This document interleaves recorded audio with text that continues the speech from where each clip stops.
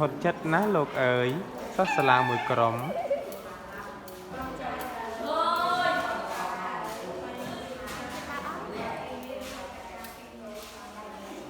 ចេះហើយតែមិនចេះហើយរន្ធត់ចិត្តណាស់លោកអើយសិស្សសាលាមួយក្រុមកំពុងតែកើបនៅតាមក្រមតុកមិនដឹងគាត់ធ្វើអីទេនោះចប់ហើយ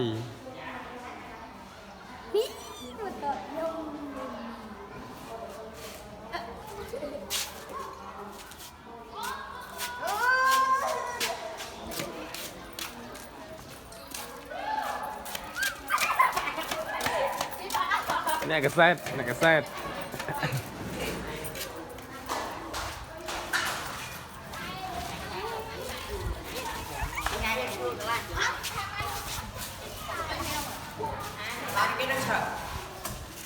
chờ đây ta cho mởនេះអៀនអីយ៉ា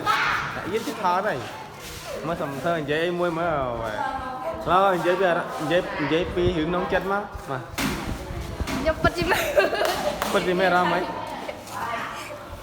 ខ្ញុំពិតជាមានអារម្មណ៍ណាស់ដែលប្រឡងអត់ចេះអីមកខ្វល់មានអារម្មណ៍ណាមិនអារម្មណ៍អីគេអារម្មណ៍អូយសប្បាយចិត្តណាស់សប្បាយចិត្តហ៎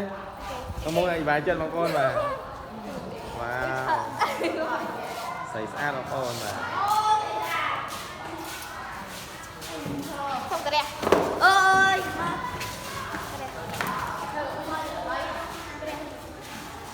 thật thơm hả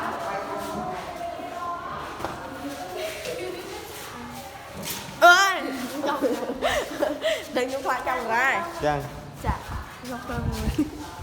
không ơi bà sẽ còn một cái mà bọn bà không bị làm sơ mà bọn bà mở một tông một bọn bà chỉ 5 tốc bọn bà là sao một cái này kết ha